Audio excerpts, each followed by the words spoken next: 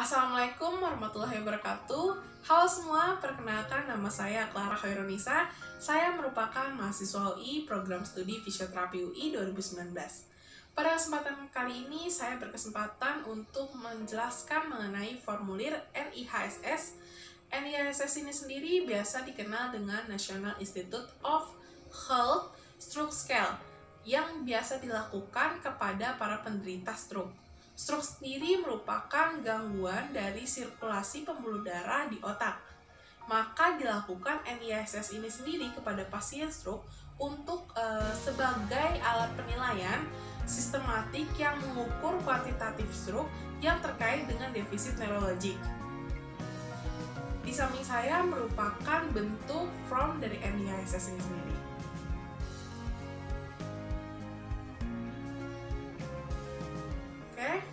Baik, langsung saja kita perlihatkan bagaimana detailnya dari formulir NIHSS ini sendiri. Pada formulir NIHSS ini sendiri terdapat adanya COP form yang terdapat tulisan National Hospital dengan keterangan The National Institute of Health Stroke Scale dengan kolom satu lagi yaitu stiker identitas diisi dengan identitas beserta foto. Terus ketika kita melihat lagi itu terdapat poin-poin form penilaian pada NIHSS yang dimana dengan adanya nomor, parameter yang dinilai, serta skala, serta adanya kolom pengisian tanggal pemeriksaan dengan skornya. Maka selanjutnya kita akan membahas skornya satu persatu sebanyak 13 skor. Baik, kita mulai dari komponen 1, itu terdapat 3A, B, C, yang dimana poin pertama itu 1A, itu merupakan penilaian dari tingkat kesadaran pasien, memiliki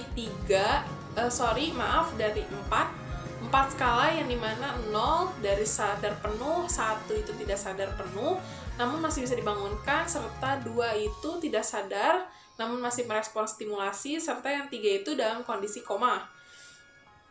Lalu selanjutnya untuk 1B itu mengenai menjawab pertanyaan yang dimana memiliki 3 skala yaitu dari 0 sampai 2.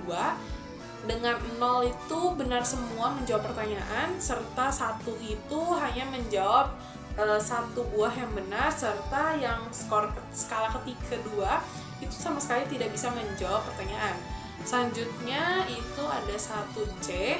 1C itu dapat mengikuti perintah, memiliki 3 skala dari 0 sampai 2, yang dimana 0 mampu melakukan 2 perintah, serta 1 itu dapat melakukan 1 perintah saja, serta untuk skala kedua tidak melakukan atau tidak mampu melakukan perintah. Poin kedua merupakan penilaian pada pergerakan mata, yang dimana memiliki 3 skala dari 0 sampai 2, dengan skala 0 itu memiliki skala normal, yang skala 1 itu adanya paresis atau keabnormalan pada pergerakan mata, namun tidak total. Yang kedua itu secara total terjadi keabnormalan pada pergerakan mata.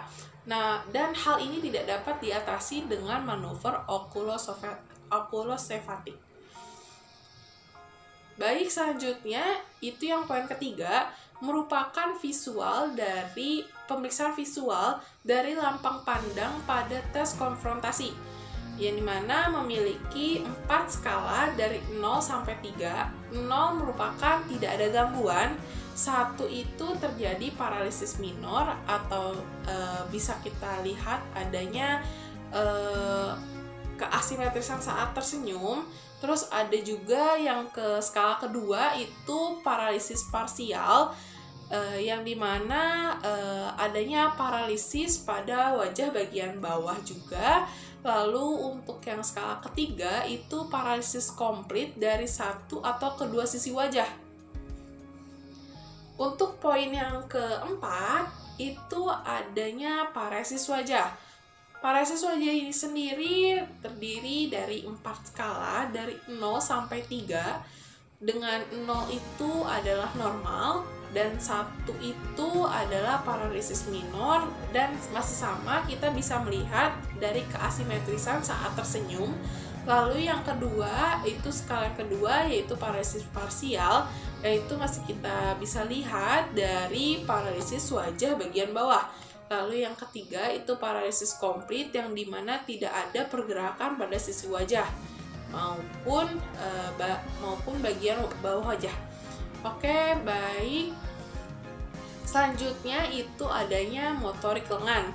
Motorik lengan ini itu bisa dicek pada bagian lengan kanan maupun lengan kiri dengan adanya 5 skala, yaitu terdapat dari 0 sampai 4, yang dimana 0 itu tidak ada drift atau lengan dapat diangkat secara sempurna full ROM 90 derajat. Kalau untuk 1 itu terdapat drift atau yang bisa kita lihat itu adanya kesulitan sedikit saat mengangkat lengan, yaitu sebanyak 45 derajat dan turun sebelum 10 detik. Dan untuk yang skala kedua itu dapat berupaya untuk melawan gravitasi, namun lengan itu tidak dapat diangkat dan dipertahankan dalam posisi 45 derajat dan jatuh ke tempat tidur kembali. Lalu untuk skala ketiga itu tidak dapat melawan upaya gravitasi, namun hanya bisa bergeser, tangannya bergeser namun ada pergerakan. Namun untuk yang skala keempat itu sama sekali tidak menimbulkan pergerakan pada lengannya. Selanjutnya itu poin ke-6 dengan motorik tungkai. Masih sama, kita bisa mengeceknya pada regio kanan maupun kiri dengan bentuk penilaiannya hampir sama, yang dimana adanya 5 skala dari 0 sampai 4, yang 0 itu tidak ada drift atau tungkai dapat diangkat dan dipertahankan pada sudut 30 derajat minimal 5 detik ya. Lalu untuk yang skala 1 itu terdapat drift atau rada hambatan pada tungkai dan persis 5 detik langsung turun, namun saat mengangkat itu tidak mengenai tempat tidur, berarti ini hanya tidak full ROM. Lalu untuk skala yang kedua itu ada upaya melawan gravitasi, namun tungkai langsung terjatuh sebelum 5 detik. Dan yang ketiga itu tidak dapat melawan gravitasi namun bisa bergeser. Dan yang keempat itu tidak sama sekali dapat bergerak. Selanjutnya itu adanya penilaian pada ataksia anggota gerak. Memiliki 3 skala utama, yaitu 0 itu tidak ada ataksia, dan yang satu itu ada ataksia namun pada hanya 1 ekstremitas. Dan yang skala kedua itu ada ataksia dan ada di 2 ekstremitas maupun lebih. Selanjutnya itu adanya sensorik. Sensorik ini sendiri itu penilaian dengan 3 skala dari 0 sampai 2, yang dimana 0 itu merupakan normal dan tidak ada gangguan sensorik, 1 itu ada gangguan sensorik ringan, serta yang kedua itu adanya gangguan sensorik berat, yang dimana tidak dapat merasakan sentuhan pada wajah, lengan, dan tungkai.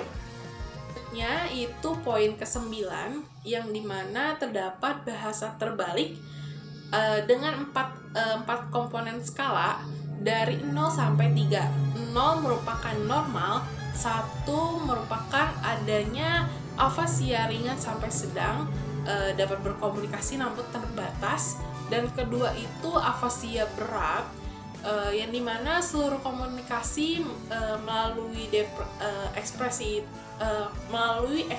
jadi kurang bisa melakukan komunikasi bahasa.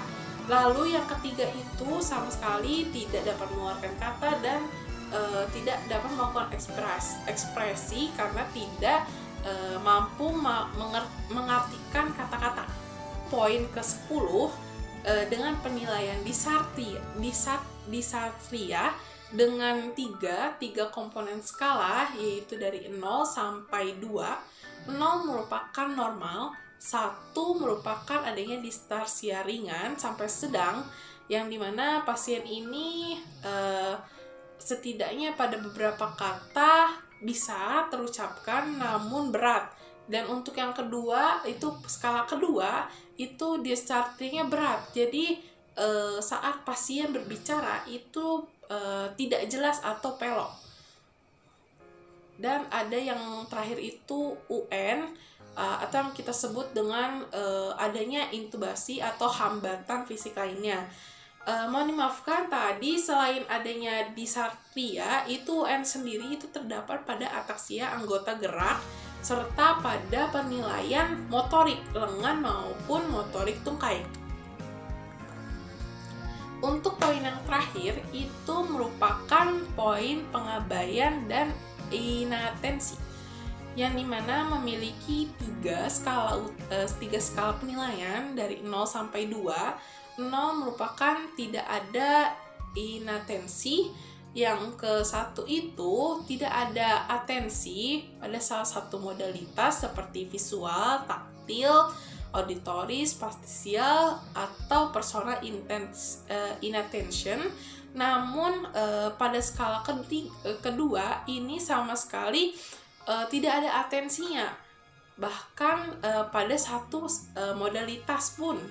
Maka setelah melakukan pengecekan, kita setelah mendapatkan masing-masing poin berapa skornya, maka kita akan menyimpulkan pada total, yang dimana terdapat di bawah sini bisa kita lihat, terdapat total yang dimana keterangan skor di bawah 5 itu terjadi defisit neurologis ringan, skor dengan 6 sampai 14 terjadi neurologis sedang, skor dari 15 sampai 24 itu terjadi defisit neurologis berat, dan skor lebih dari 25 itu terjadi defisit neurologis sangat besar.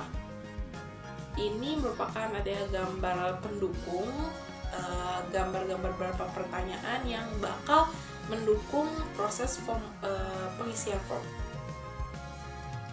Itulah detailnya dari formulir NIHSS.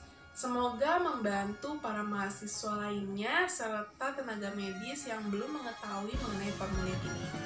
Kurang lebihnya mohon dimaafkan bila ada kesalahan kata serta ada yang kurang berkenan. Maka terima kasih juga telah menonton. Wassalamualaikum warahmatullahi wabarakatuh.